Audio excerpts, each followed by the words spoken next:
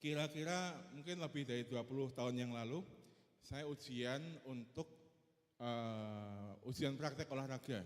Karena sekolah saya di SM4, belakangnya Tri Lomba Juang. Waktu itu kita pakai lapangan itu untuk ujian olahraga, dan waktu itu ujiannya adalah ngelilingi Tri Lomba Juang 4 kali. Kita semua semangat, anak STM, masa nggak bisa kayak gitu. 4 kali baru 1 putaran. Saya tuh sudah lemes, sudah tepar, sudah ngerasa kayak, aduh capek banget. Padahal waktu usia saat itu, menurut saya jago, menurut saya sehat, menurut saya kuat. Hari ini setelah 20 tahun lebih berlalu aku, lah kok muterin 4 kali Tri Lomba Juang aku, long Citarum sini aja bolak-balik bisa kok itu. Nah, kenapa saya ngomong hal seperti itu aku? Hari ini kita sudah percaya umur panjang, tapi ada yang mungkin orang masih berpikir bahwa nanti nek umur panjang nek aku nggak sehat piye. Kan gitu, beberapa orang masih berpikir seperti itu. Nanti nek aku umur panjang, aku nggak sehat piye, dalam keadaan sakit-sakitan piye. Ya, saya bilang saku bahwa kalau Yesus memberkati kita dengan umur panjang, Dia juga memberkati kita dengan kesehatan. Saya ingat betul ketika saya keluar dari rumah sakit, saya tuh membawa hasil medis saya itu 6 lembar HVS. Saya yakin kalau Anda semua check up, medical check up, hasilnya pasti 1-2 lembar aja. Tapi waktu itu saya keluar rumah sakit dengan, ini semua orang nggak tahu nih, 6 lembar HVS itu isinya hal buruk tentang tubuh saya semua. Dan saya nggak pernah ceritakan sama siapapun. Saya cuma cerita sama Pak Gem, aku keluar dengan semua hal ini kayak gitu. Dan puji Tuhan, saudaraku, saya merasa hari ini sangat-sangat baik sekali. Jauh lebih baik lagi. 2 bulan setelah saya keluar dari rumah sakit, saya kontrol terakhir kali dan rumah sakit menyatakan bahwa pemeriksaan di tubuh saya hampir sempurna. Perfect. Gak ada hal-hal buruk lagi. Sampai hari ini saya merasa sangat-sangat baik. Nah, kita mempercayai bahwa Tuhan Yesus mengaruniakan banyak hal baik dalam kehidupan kita. Kalau kita diberi kesempatan untuk hidup, Alkitab ngomong dalam Yohanes 10 bukan cuma hidup, tapi hidup dalam berkelimpahan. Kalau kita diberi kesempatan untuk umur panjang, kita diberi kesempatan umur panjang dalam keadaan yang sehat. Nah, engkau harus mempercayai hal itu. Kalau engkau melihat, kok aku belum lihat, belum ada ya orang yang seperti itu, Anda lah yang jadi bukti di dalam Kristus untuk orang-orang di sekitar kita. Yang percaya katakan amin. Nah, hari ini kita belajar sesuatu, saudaraku. Saya kasih judul When Bad Things Happen to Righteous People. Ketika hal buruk terjadi kepada orang benar.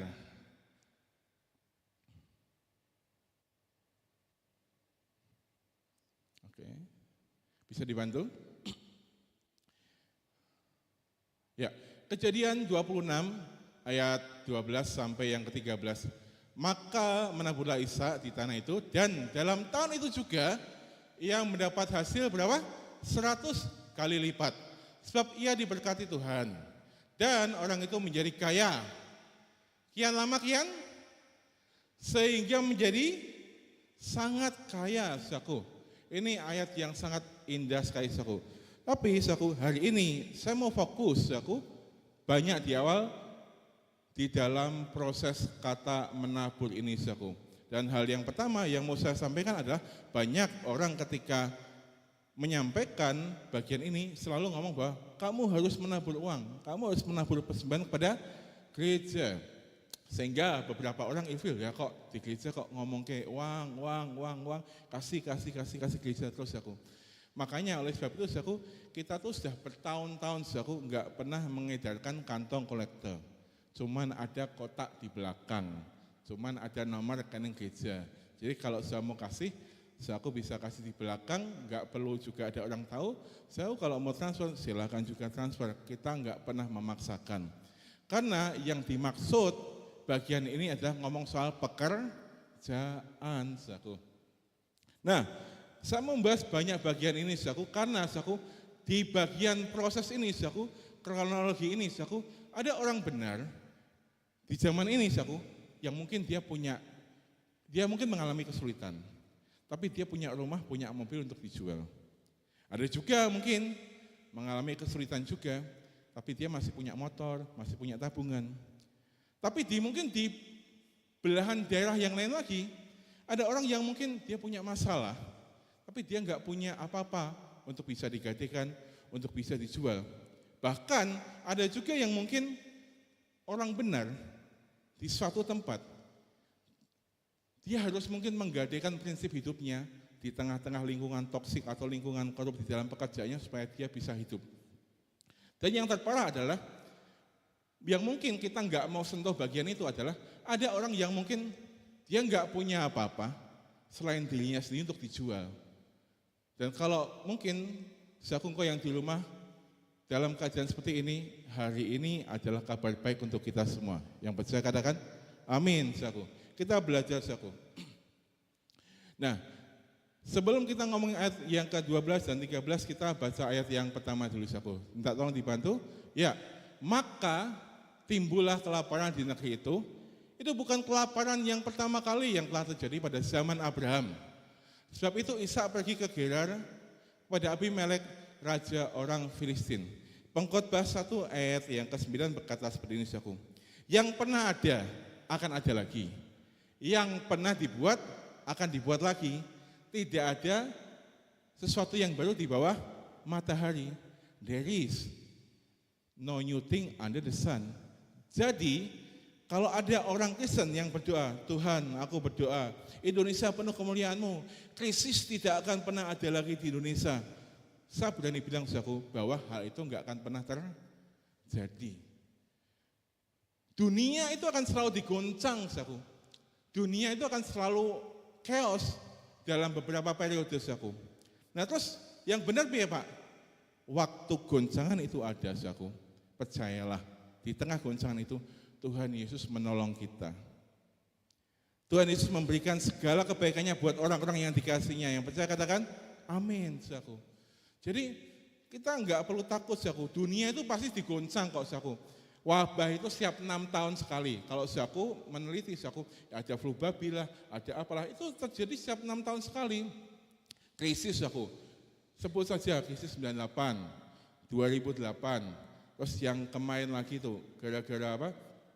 Covid itu Saku. Selalu ada Saku. Enggak ada krisis di dunia ini Saku, karena Alkitab sedang ngomong yang pernah ada akan ada lagi.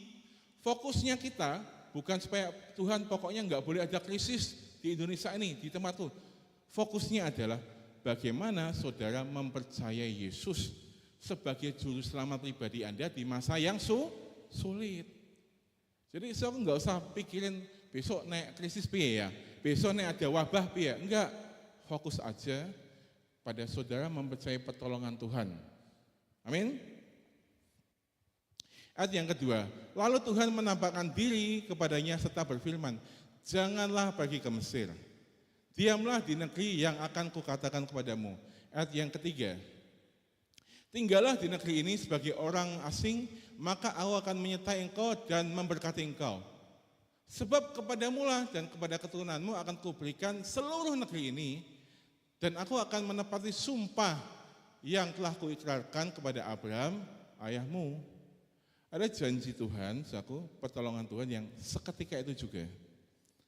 Ada yang butuh waktu, mungkin seperti Elisabeth, istri dari Zakaria, orang tua dari Yohanes Pembaptis, beberapa waktu kemudian tuh orang hamil itu kan nggak mungkin bikin bulan depan jadi terus bayi keluar kan nggak mungkin Saku. Ada yang butuh waktu. Ada yang butuh waktu juga. Seperti saya sampaikan dalam renungan saya beberapa waktu yang lalu, Tuhan janji sama Abraham, keturunanmu akan banyak seperti bintang-bintang di langit. Ada kejadian yang seperti juga, yang janji Tuhan terrealisasi tidak dalam satu generasi Saku. Yang kelima,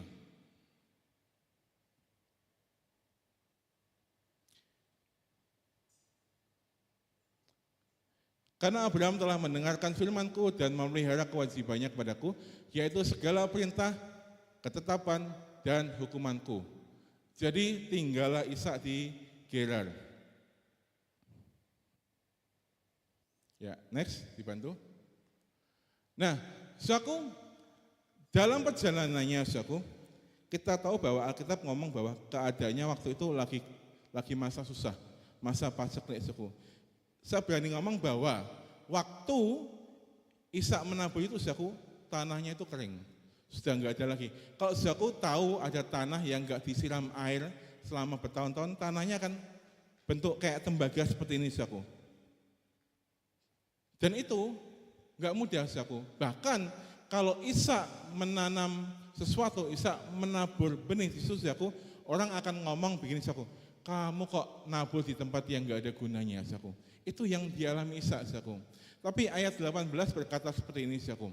Ketika Ishak menggali kembali sumur-sumur yang digali dalam zaman Abraham ayahnya dan telah ditutup oleh orang Filistin, sesudah Abraham mati, disebutkannya lah nama sumur-sumur itu menurut nama-nama yang telah diberikan oleh ayahnya. Next.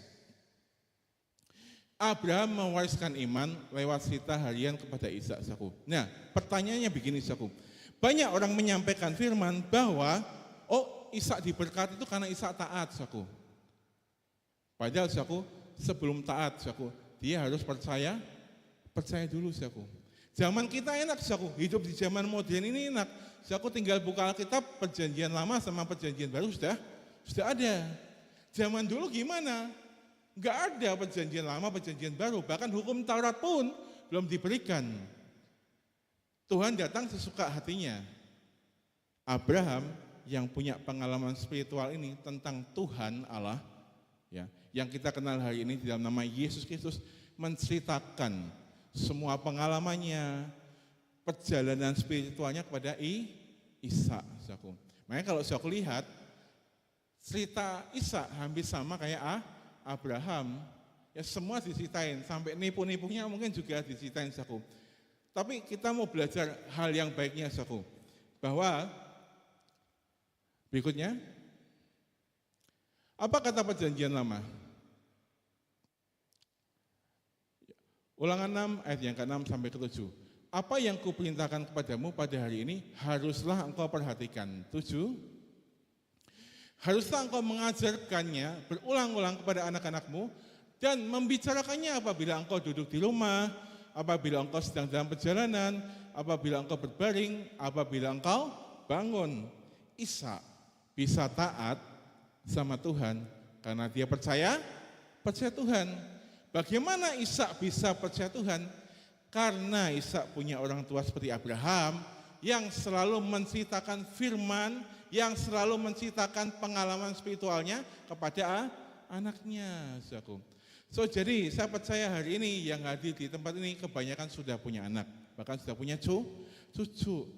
Saya bilang sama kita semua, saudaraku, ceritakanlah hal-hal spiritual, ceritakanlah firman Tuhan kepada anak-anak kita, saudaraku. Supaya apa? Supaya ketika masa sulit itu datang, krisis itu datang, dia bisa taat, dia bisa percaya sama siapa? Tuhan Yesus. Ini enggak terjadi dalam satu waktu, tiba-tiba Ishak nanam diberkati, enggak, saudaraku. Ceritanya itu begitu panjang. Bahkan mungkin dari Ishak, sebelum Ishak lahir, saudaraku, Abraham sudah mengalami pengalaman spiritual bersama-sama dengan Tuhan.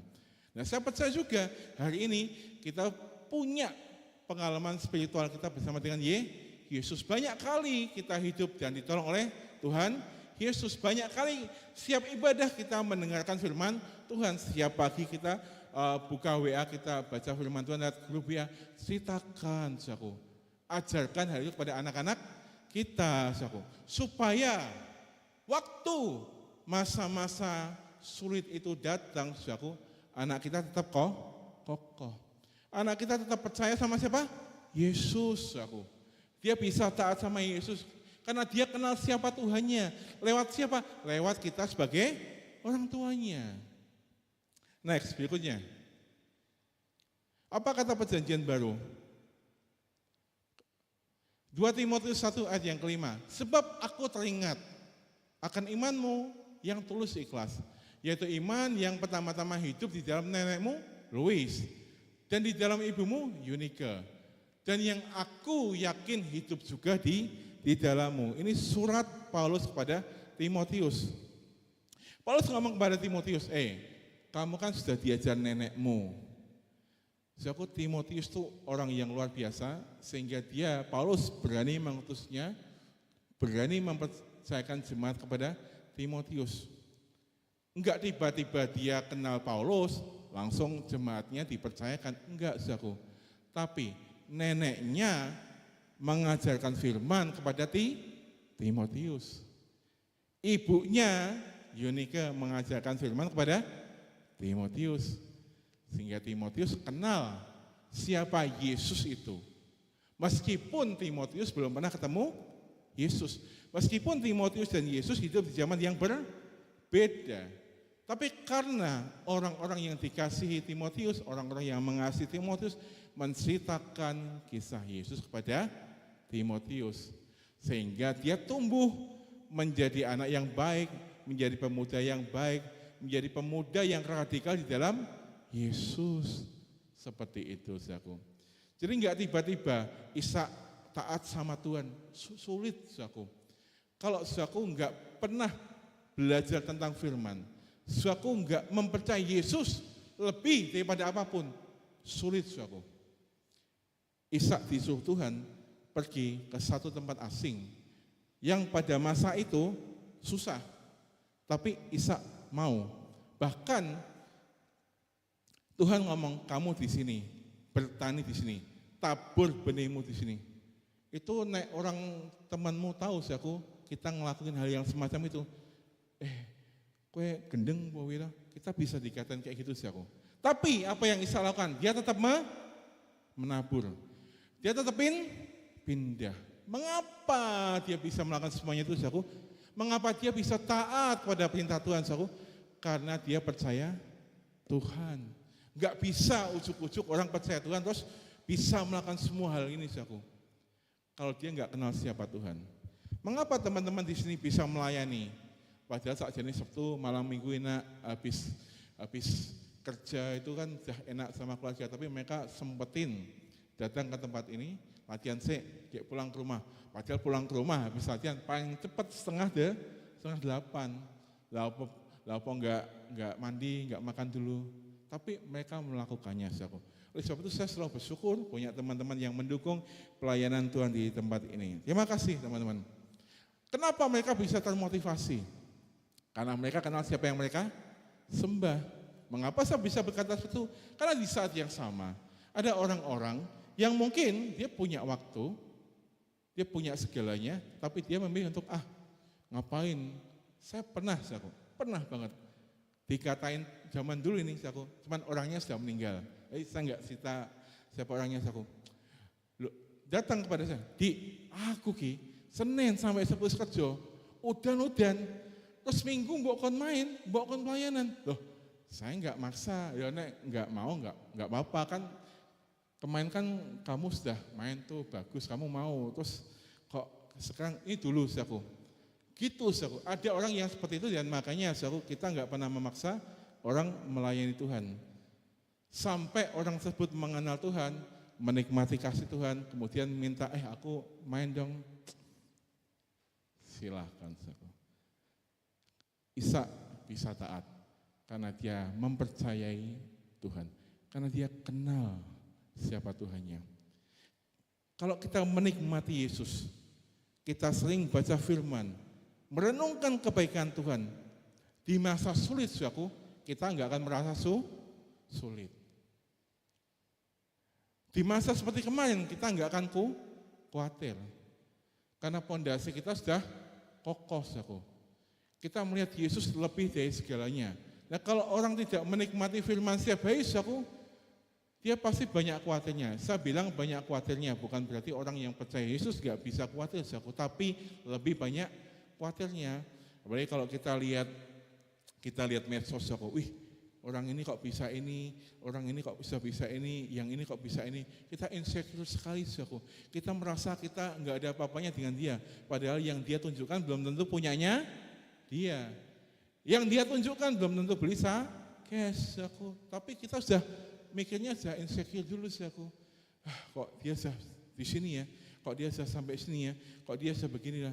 Makanya aku banyakin lihat-lihat Alkitab, buka YouTube-nya GKI Puri Marina Style, aku dengar YouTube GKI Puri Marina, dengar firman, aku sesempatnya kamu dengar firman, dengerin aku supaya fokusmu bisa kepada Yesus. Supaya fokus kita bisa kepada Yesus aku. Kenapa aku? Karena orang benar bisa saja mengalami hal yang secara teknis buruk aku. Tapi orang yang percaya kepada Yesus, orang yang selalu merenungkan firman Tuhan aku, mungkin kita sama-sama mengalami hal yang buruk aku. Tapi dia bisa ngomong gini aku, ternyata enggak seburuk yang diduga loh. Ternyata aku bisa melewati semuanya ini loh. Itu karena kekuatan Tuhan aku. Kondisinya sama-sama kena wabah, sama-sama kena krisis aku. Tapi pertolongan Tuhan selalu ada kepada orang-orang yang percaya pada Yesus aku. Kita nggak bisa naif, kita nggak bisa pura-pura nggak tahu bahwa ada hal buruk terjadi aku. Iman itu tidak meniadakan kenyataan aku ya. Tapi iman membuat kita yakin dan kuat bahwa ada Yesus yang bersama-sama dengan kita aku. Aku mungkin bisa sakit, aku mungkin bisa mengalami kebangkrutan aku. Kita nggak bisa menutup mata bahwa hal-hal itu ada terjadi di sekitar kita, tapi kita mempercayai bahwa kuasa Yesus jauh lebih besar daripada semuanya itu, saudaraku. Yang percaya katakan amin, saudaraku. Jadi nggak perlu takut kalau kita pas waktu lemah tubuh, kalau ada hal-hal yang sepertinya buruk, hal-hal yang sepertinya nggak pernah kita rencanakan terjadi dalam kehidupan kita, kita nggak perlu bingung, kita nggak perlu takut, karena yang membackup kita itu Tuhan, semesta alam, pencipta langit dan bumi, yang membuat tata surya, yang membuat galaksi, apalagi itu, tak sebutin, yang buat Pluto, Saturnus, Uranus, semuanya aku. Lah kita kok terlalu khawatir dengan hal-hal yang notabene lebih rendah daripada nyawa yang Yesus berikan buat kita. Uang, rumah, kendaraan itu kan hal yang sepele, yang notabene levelnya itu lebih rendah daripada nyawa. Yesus berikan nyawanya buat kita. Supaya ketika kita percaya bahwa dia berkorban buat kita menikmati hal-hal yang luar biasa. Bukan karena apa yang kita lakukan, tapi karena apa yang Yesus lakukan. Karena yang kita lakukan terbatas. Yang Yesus lakukan, impact-nya enggak terbatas. Kita boleh, saya orang yang sangat mempercayai manage bagus, belajar dengan bagus. Tapi saya lebih mempercayai juga hal-hal yang bersifat spiritual. Mempercayai bahwa Yesus bisa melakukan jauh lebih besar daripada apa yang kita bisa. Yesus dapat memberikan hasil yang lebih besar daripada apa yang kita kerjakan. Itu disediakan buat kita, orang-orang yang percaya pada Yesus. Harapkan yang terbesar di Yesus. Kalau kita mikirkan kemampuan kita mikirin keadaan ini sulit. Kalau kita kemarin bisa melewati COVID, saya bilang dari zaman dulu, besok itu masih akan ada lagi. Orang berpikir apakah kemarin itu terakhir? Enggak, besok masih akan ada lagi. Dan besok akan ada lagi. Tapi perkaranya bukan masalah krisis akan ada lagi atau enggak. Yang terpenting buat kita sebagai orang yang percaya adalah menaruh Yesus di tempat yang paling utama di dalam kehidupan kita. Itu yang paling utama. Enggak peduli krisis apa besok akan terjadi, enggak peduli saham anjlok, enggak peduli keadaannya seperti apa. Yang terpenting Anda percaya bahwa Yesus menolong kita secara personal. Yakin aja. Ya, iman dan firman Tuhan inilah yang membuat keturunan kita dapat percaya kepada Tuhan, kemudian taat, dan kehidupan mereka dapat terpelihara di masa sulit. Makanya saya sering punya waktu lebih banyak waktu. Sekarang kalau dulu, zaman dulu pas belum nikah, aku datang ke gereja tuh bisa subuh, aku. Ya belajar lah, yang ngapain lah. Nah, ini saya punya banyak waktu buat anak, buat istri, sehingga kalau pas anak saya Ellen bangun, kita nyanyi dulu, nyembah Tuhan dulu, yuk dek yuk nyanyi. Setelah itu saya ceritakan Alkitab, aku. Nanti malam, Anya cerita, buku cerita kepada anak saya, aku. Dia paham enggak? Ya enggak, tahu aku. Tapi saya membiasakan hal itu kepada anak saya, aku, supaya waktu besar nanti, if someday ya, jika suatu ketika hal buruk terjadi, aku, dia ingat Yesus, aku. Wah itu luar biasa, aku. Karena yang terpenting bukan apa yang kita alami, yang terpenting ketika kita mengalami sesuatu, kita tetap mempercayai, ya itu loh, itu aku. Kita tetap percaya Yesus.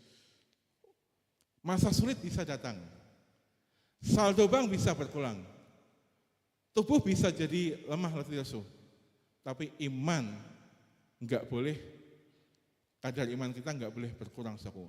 Makin lama kita makin mencintai Yesus, makin mengandalkan Yesus, saku.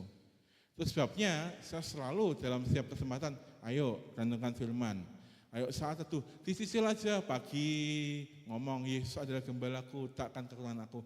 Siang lagi pas kita ketemu anak, hati-hati ya, Yesus memberkati kamu. Ingat, pokoknya kalau di dalam kerjaan kamu merasa stuck, lihat tuh Nehemia, saku, ceritain, saku.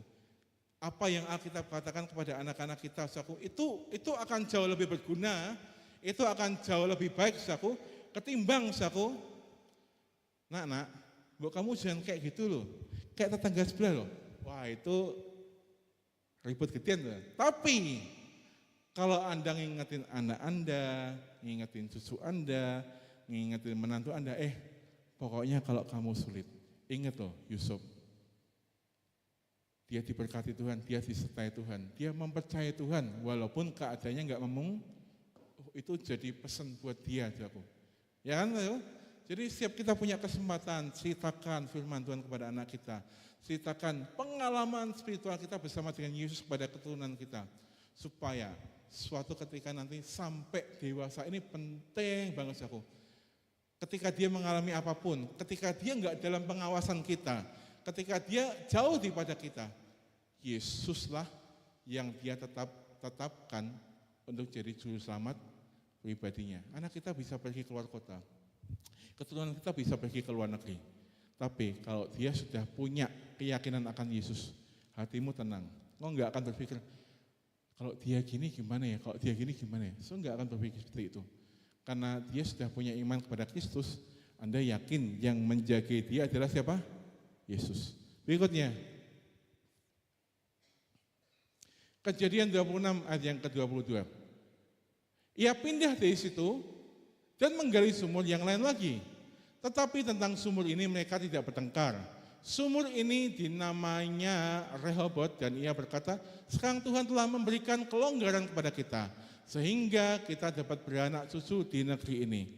Ceritanya adalah, saku, waktu Ishak mulai menabur, saku, tanahnya kering, tanahnya coklat, tanah tembaga, saku, keras, gak bisa dicangkul, dia butuh air.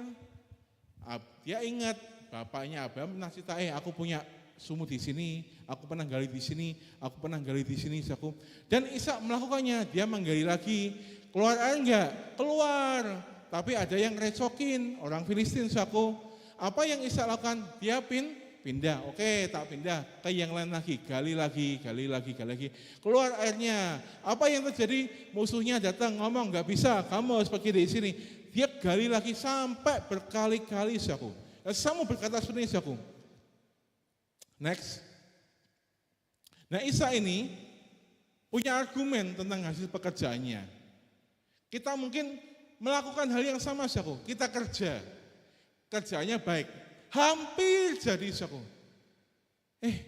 Tiba-tiba cancel. Tiba-tiba ada orang yang ngerjain kita. Mungkin beberapa orang di layoff, mungkin beberapa orang di PHK di pekerjaannya. Dan berkata, Tuhan, padahal aku harus berusaha, Tuhan. Aku udah kerja, aku enggak nganggur, Tuhan. Apa yang Ishak lakukan dalam keadaan seperti ini, saku? Dia pindah ke tempat lain. Dia enggak adu argumen, dia enggak adu debat. Loh, bapakku pernah gali di sini, ini sumurnya bapakku. Dia pergi lagi, saku, melakukan hal yang sama. Dia enggak debat, saku. Pokoknya dia enggak ngabisin waktu untuk debat. Dia pindah ke tempat yang lain, gali lagi, direcokin lagi. Dia pindah ke tempat yang lain lagi, dia gali lagi. Ada musuh datang lagi, menghambat, saku. Sampai akhirnya dia ketemu satu sumur dan enggak ada orang yang ganggu lagi. Dan dia menamai itu Rehobot, saku. Saya tahu, saku, Anda sudah bekerja dengan memaksimalkan kekuatan yang Anda punya, hikmat Tuhan yang Anda punya. Tapi kadang ada saja orang yang ganggu, tapi ada saja keadaan-keadaan yang enggak juga terjadi, saku. Yang terjadi di saat adalah dia enggak adu debat. Nek kamu begitu, ya aku tak ngaleh. Nek kamu begitu lagi, aku tak pindah ke sini lagi. Memang enggak diceritain, saku, tapi saya yakin dalam hatinya Esa mikir, ya elah, aku kerjoy kok digini ini. Tapi dia enggak mungkin, saya yakin enggak sampai kepada ucapan mulutnya, ya wis, pindah wis, pindah. Dia pindah lagi. Sampai ketemu satu sumur yang dia enggak dilecokin, saku. Saya tahu, saku, kita ini orang benar. Kita ini orang baik, saku. Bahkan kita juga berbuat baik sama orang. Tapi kadang ada hal-hal yang kadang enggak kita pikirkan, enggak kita rencanakan terjadi. Harus piye? Kita ngomong, "Yos, ngaleh, wae." Udah ngaleh wae. Enggak usah debat, aku capek. Di Titus ngomong, di kitab Titus ngomong, kamu enggak usah habiskan waktumu dengan orang-orang yang seperti itu. Udah pindah aja, memulai lagi hal yang baru.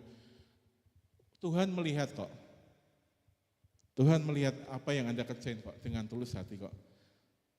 Nanti Anda sampai kepada satu sumber yang ketika Anda menikmati sumber itu, hasilnya jauh lebih besar. Sehingga Anda akan melupakan hal-hal buruk yang Anda alami kemarin. Saku. Itu luar biasa, saku.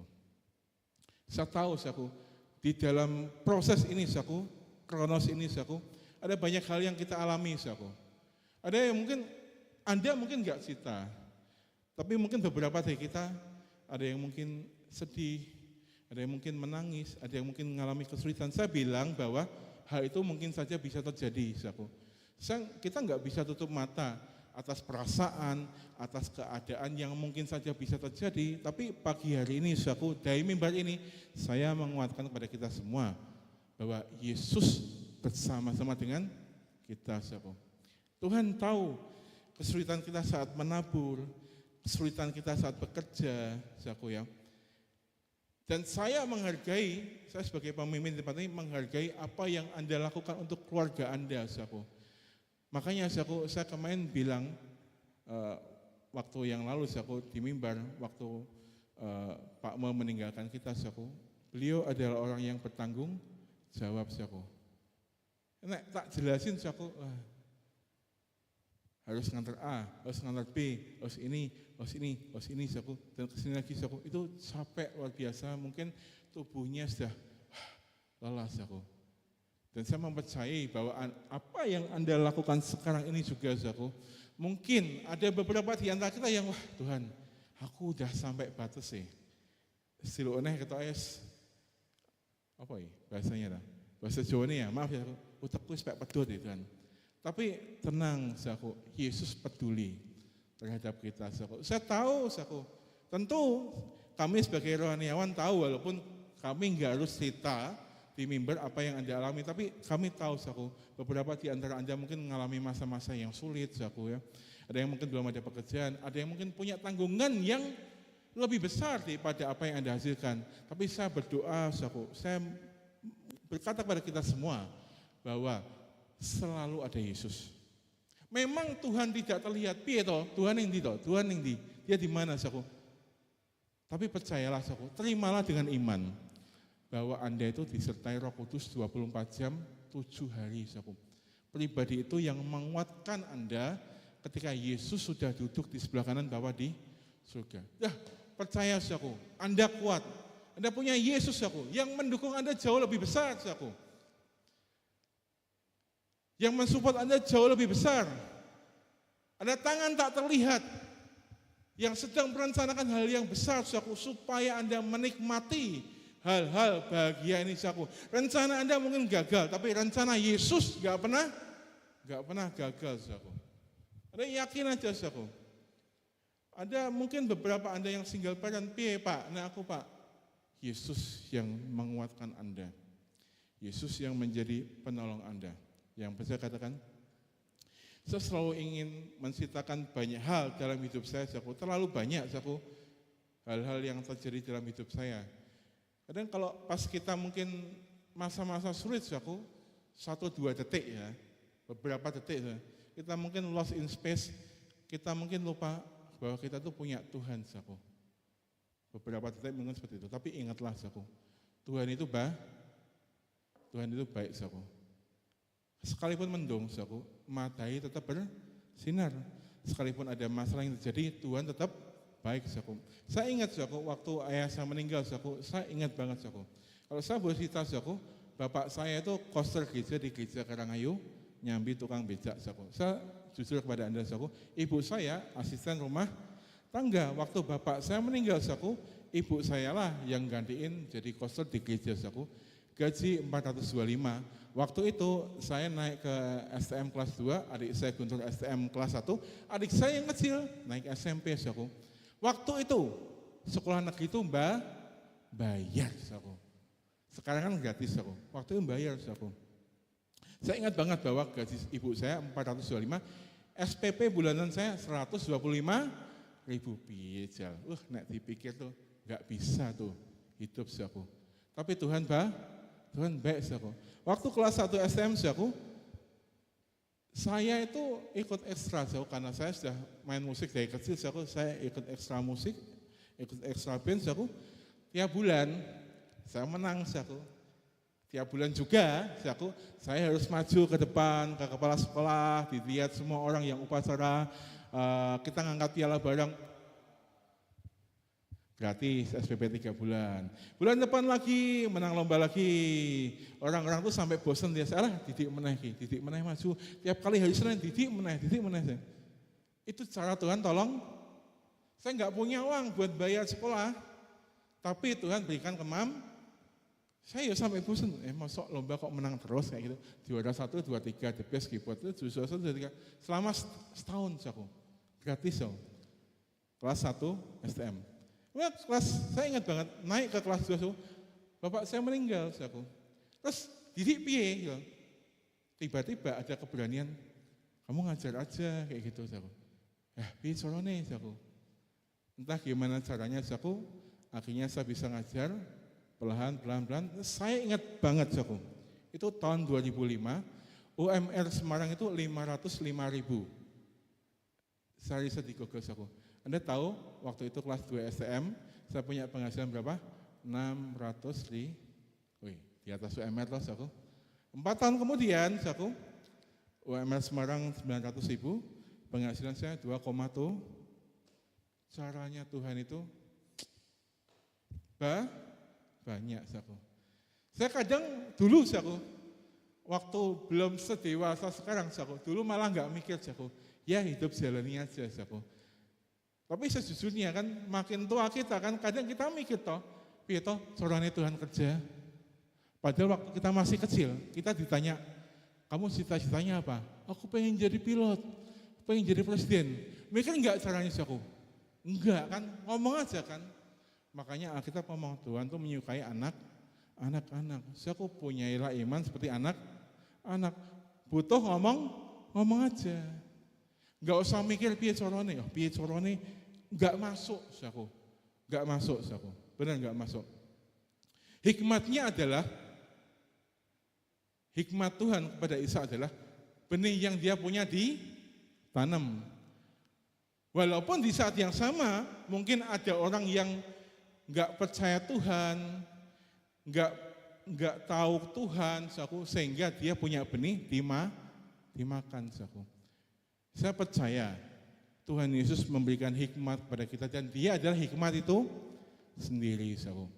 Yesus yang menjadi hikmat kita, Roh Kudus yang menuntun kita di masa-masa sulit, di masa-masa kelimpahan juga, sehingga benih itu enggak habis, saudaraku. Next, berikutnya. Ibrani 6 ayat yang ke-19. Pengharapan itu adalah sauh yang kuat dan aman bagi jiwa kita yang telah dilabuhkan sampai ke belakang tabir. Kalau pengharapan kita di dalam Yesus, Anda tahu sauh itu apa sih? Sauh itu apa? Jangkar. Itu jangkar, Kalau kapal sudah menurunkan jangkarnya, meskipun ya ombak agak gedean dikit, ya kapal yang sudah turunkan jangkarnya di dermaga, nggak mungkin dia tiba-tiba terombang-ambing sampai ke tengah lautan karena ada jangkarnya. Kalau semuanya mengharapkan Yesus, sesuatu yang kau harapkan kamu taruh di dalam pribadi Yesus Kristus, itu seperti jangkar, Memang akan ada masalah mungkin terjadi, akan ada sedikit badai mungkin, tapi pengharapan itu akan tetap terjadi. Pengharapan itu enggak akan hilang. Karena sudah menaruh pengharapan di dalam siapa? Yesus. Kalau aku menaruh pengharapan di dalam manusia, bisa saja itu enggak terjadi. Sebut saja keluarga, teman, bahkan mungkin gereja, atau orang yang kita kasih, bisa saja impian dan harapan kita, kalau kita jaga orang-orang yang kita pikir bisa saja malah enggak terjadi. Tapi kalau kita berharap pada siapa? Yesus, pasti terjadi. Melalui Yesus sudah dapat berharap hal-hal yang tidak masuk akal. Dalam keadaan yang tidak masuk akal, saya ulang lagi, melalui Yesus, saudara dapat berharap hal-hal yang tidak masuk akal dalam keadaan yang tidak masuk akal. Berikutnya, kita ulang lagi, maka menaburlah Ishak di tanah itu, dan dalam tahun itu ia juga mendapat hasil berapa? Satu mikir, kalau saya punya tanah sepeta ini, terus tak tanami semangka, 1, 2, 3, 4, 1, 2, 3, 10, 40 biji.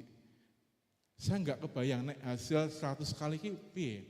Ya mosok ya saudara nanam terus tiba-tiba semangkanya numpuk-numpuk segini. Itu enggak masuk akal, Tapi itu terjadi. Makanya saya bilang kalau setiap hari yang saudara renungkan itu kebaikan Yesus, saya bilang bahwa hal-hal spiritual, supranatural yang enggak masuk akal itu pasti menjadi bagian dalam kehidupan.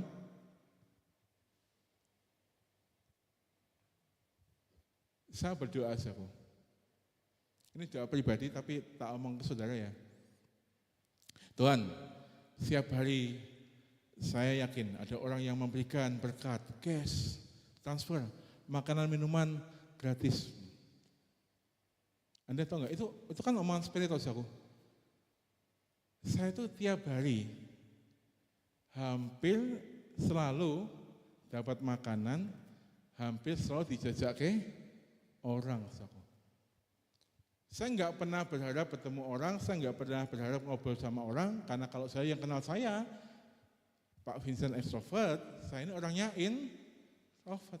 Tapi selalu Tuhan bisa mempertemukan orang, yuk makan, yuk ke sini, ini ya dibawa pulang ya.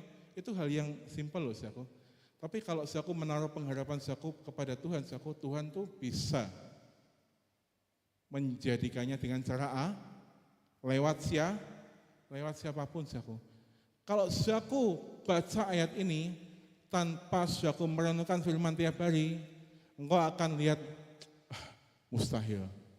Tapi puji Tuhan, setiap hari jemaat GKI Puri Marina merenungkan firman Tuhan.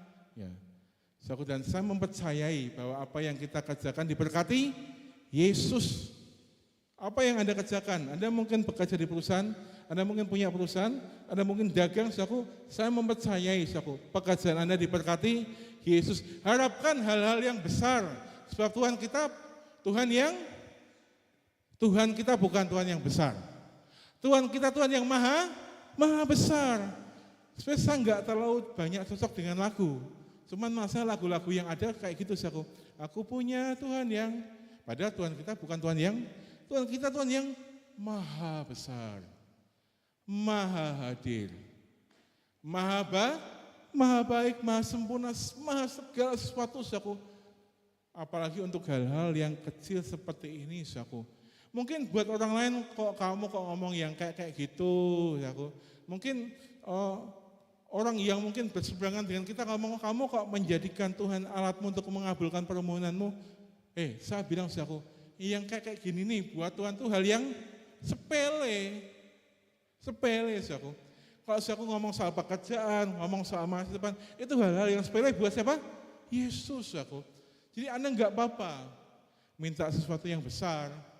Karena kalau Anda nggak punya yang besar, gimana Anda bisa berbagi ke orang lain, saudaraku? Makanya minta sesuatu yang besar, supaya Anda bisa jadi berkat buat orang lain, bahkan buat bangsa, saudaraku. Mikirnya yang gede gitu loh, saudaraku. Itu sebabnya, saudaraku, saya tuh mikirnya selalu yang gede. Pertanyaannya, kenapa kok saya selalu mengawali doa saya pakai bahasa Inggris? Ya karena saya pengen, saudaraku, jadi berkat nggak cuma di kota ini saja, saudaraku. Kalau perlu di sana, di Eropa, di Amerika, saudaraku. Dulu, saudaraku, pas pandemi, saudaraku, sebelum saya sakit, saudaraku, saya sempat belajar bahasa Spanyol selama setahun, saudaraku. Saya berdoa, Tuhan, aku belajar, Tuhan. Aku yakin, nanti aku bisa ke sana. Walaupun setelah itu sakit, masuk rumah sakit, terus otaknya agak sedikit error, karena waktu itu beli barang dagangannya Fani, saya transfer uang 200.000. Padahal saya beli barang cuma 50.000 dikali 2. 50.000 dikali 2 berapa, saudaraku? 100, tak transfer 2. Nah, waktu sakit agak error dikit, saudaraku, waktu. Tapi kita harus punya pemikiran, kita harus punya impian, saudaraku, yang lebih besar lagi. Bukan untuk diri kita, saudaraku. Saya mempercayai impian Anda yang besar itu untuk orang lain, untuk orang-orang yang Anda kasihi, saudaraku. Ya kalau Anda enggak diberkati luar biasa, piye lah kita coronin nolong orang yang susah di sana. Gimana caranya kita bisa jadi berkat buat di sana, saudaraku? Enggak bisa. Kita harus diberkati itu dengan sesuatu yang besar, saudaraku. Makanya, saudaraku, jangan alergi dengan ayat yang ke-13 ini. Kesannya ini kan hedon, ya egosentris, aku. Padahal saya pribadi mempercayai bahwa apa yang kita minta, apa yang orang percaya minta itu selalu untuk kebaikan orang lain juga, saku. Jadi kita baca ayat yang ke-13 ini, saku. 1, 2, 3. Dan menjadi bahkan sehingga ia menjadi sangat kaya, saku. Yang besar katakan, oke, baca lagi, saku. Kata orang itu diganti nama kita, saku. Kata ia juga diganti nama kita, ya. 1, 2, 3. Dan Didi menjadi sangat kaya, bahkan kian lama kian kaya, sehingga Didi menjadi sangat kaya. Sekali lagi, yo, yang paling keras, yo. Dan Didi menjadi sangat kaya, bahkan kian lama kian, sehingga Didi menjadi sangat kaya. Tepuk tangan buat Yesus, saku. Nah, kita ngomong seperti ini, kita mempraktekkan seperti ini, saku. Saya mempercayai ini dari Roh Kudus, saku. Bukan supaya kita menikmati kekayaan itu untuk diri kita. Saya mempercayai, saku, kita semua punya Roh Kudus. Kita diberkati dengan Roh Kudus. Kita diberkati dengan hikmat yang menuntun kita. Ketika kita diberkati Yesus, Roh Kudus bilang, kayaknya dia butuh bantuanmu. Kita taat sama Roh Kudus. Kenapa kita taat sama Roh Kudus? Karena kita percaya sama Yesus. Kenapa kita percaya sama Yesus? Karena kita mengenal itu, saku. Karena kita kenal Yesus, saku. Yang Anda mungkin sekarang dalam keadaan yang dalam tanda kutip enggak baik, saku, banyak merenungkan firman. Kebaikan-kebaikan Tuhan itu begitu banyak, saku. Hal-hal di Alkitab yang mungkin belum Anda baca, janji-janji Tuhan itu begitu banyak dalam kehidupan kita, saku. Sehingga, saku, ketika kita menikmati firman Tuhan, lebih banyak menikmati firman Tuhan, hidup kita berubah. Bahkan tanpa kita usahakan dengan susah payah, saku. Kita ini kan sampai hari ini ada, saku. Kita kan sudah melewati banyak perjalanan, toh, saku. Hari ini ada kan kita sudah melewati banyak kesulitan, toh, saku. Ya, siapa yang bisa membuat kita sampai hari ini tetap ada, saku? Kita sampai hari ini tetap menikmati kehidupan kita, tidak ngempel di jalan. Siapa, saku? Yesus, saku. Jadi kalau kita sudah mengalami pertolongan Yesus dahulu, saudaraku, kok kenapa kita kadang mikir besok gimana ya? Kemarin tuh bagus banget tuh hasilnya, tapi besok apakah bisa sebagus kemarin?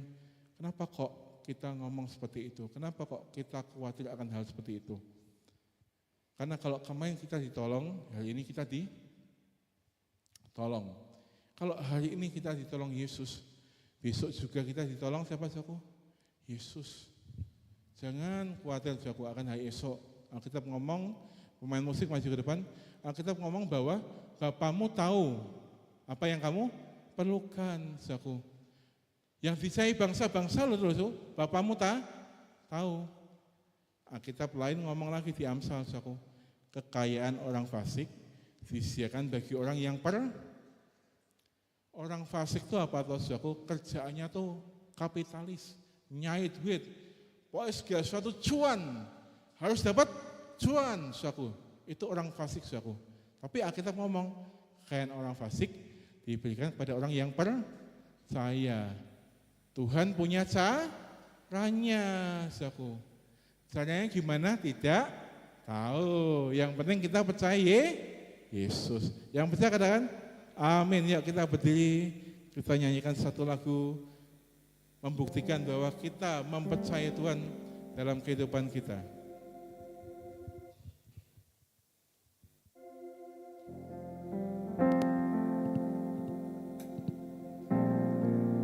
Ku tidak takut sebab Kau bersamaku. Katakan ku tidak bimbang Yesus.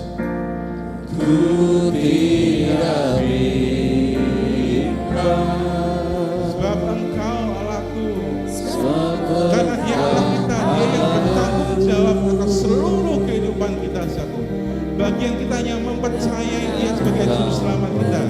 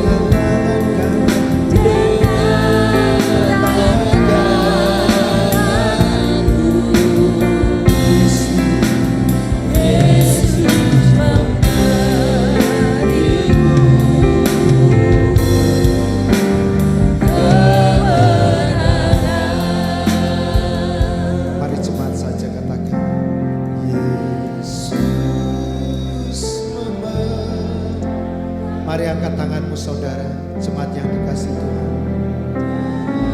Katakan, Tuhan, ini hidupku. Hari ini aku membuat komitmen yang baru. Aku mau percaya dan berserah hanya kepada Yesus.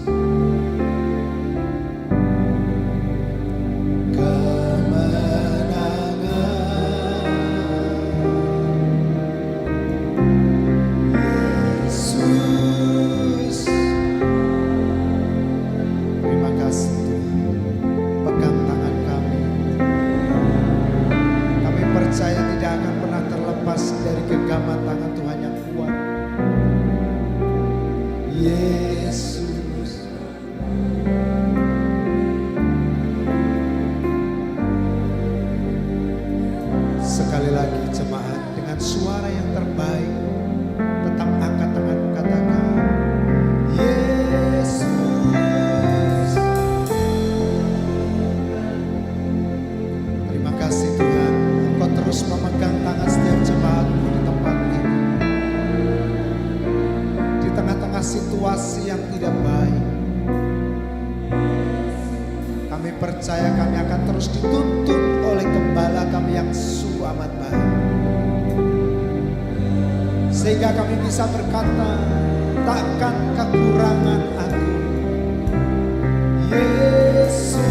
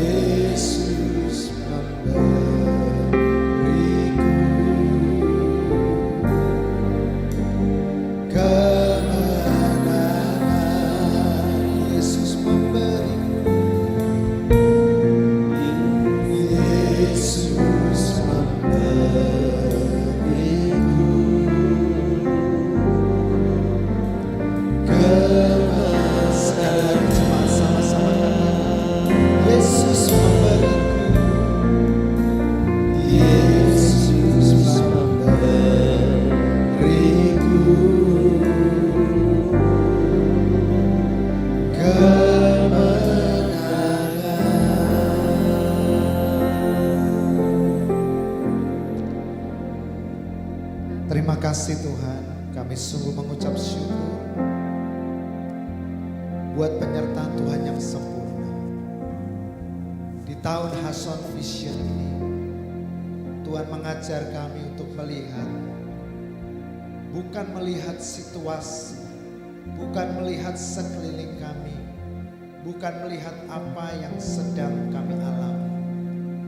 Tapi di tahun 2026, di tahun Hason Vision ini, Tuhan mengajar kami untuk kembali melihat siapa kami di dalam Yesus Kristus. Sehingga kami tidak pernah bisa digoyahkan, tidak pernah bisa lupa bahwa kami di dalam Yesus adalah anak-anak yang sangat dikasihi Bapa. Kami di dalam Yesus adalah orang-orang yang sudah disembuhkan dari segala sakit penyakit kami.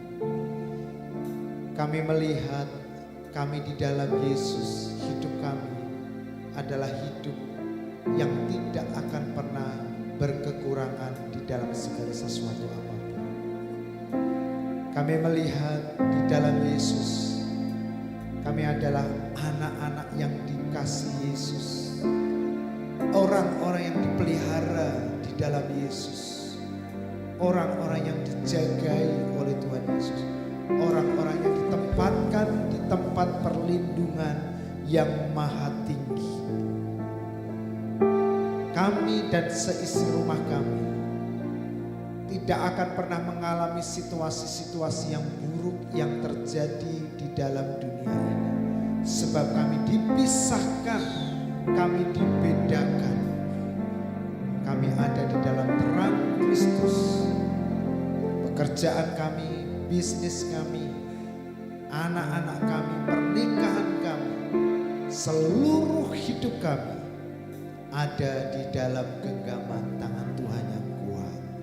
Terima kasih Tuhan, sehingga kami tidak pernah takut dan khawatir tentang dalam situasi-situasi apapun yang terjadi.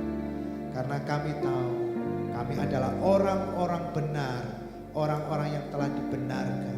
Sehingga ketika situasi yang buruk itu terjadi, kami sangat yakin dan percaya perlindungan Tuhan, pembelaan Tuhan, penyertaan Tuhan senantiasa menyertai kami dan seisi rumah kami sepanjang umur hidup kami. Terima kasih Tuhan. Dan sekarang semua jemaat yang diberkati Tuhan, angkatlah kedua tanganmu. Selalu ingat siapa kita di dalam Yesus, bahwa kita semua, Anda dan saya adalah orang-orang yang telah dibenarkan melalui pengorbanan dan kebangkitan Kristus. Dan hari ini terimalah segala berkat-berkat yang telah dijanjikan oleh Bapamu yang di surga kepadamu, anak-anak yang sangat dikasihi. Angkatlah wajahmu, tersenyumlah, dan sekarang dengan iman terimalah segala janji-janji Tuhan hari ini. Sekarang semua kita pulanglah ke rumah kita masing-masing dengan membawa segala berkat-berkat yang telah dianugerahkan kepadamu di dalam Yesus Kristus. Tuhan memberkati engkau, Tuhan melindungi engkau, Tuhan menyinari engkau dengan wajahnya dan memberikan kasih karunia. Engkau terus naik menjadi kepala, engkau terus diberkati, dan oleh hidupmu semua orang diberkati. Tuhan menghadapkan wajahnya kepadamu dan memberikan damai sejahtera-Nya yang melampaui segala akal, memelihara hati dan pikiranmu dalam persekutuan dan penghiburan oleh Roh-Nya yang kudus, yang telah diutusnya tinggal dalam hidupmu, diam di dalam hidupmu, menolong, menyertai dan menghiburmu, dan memateraikan kita semua menjadi milik Yesus Kristus sampai selama-lamanya, sampai Maranatha, Yesus datang kembali menjemput kita di awan-awan yang permai. Semua kita yang diberkati Tuhan, semua kita yang percaya kita adalah anak-anak yang disayang Bapa, katakan sama-sama, amin.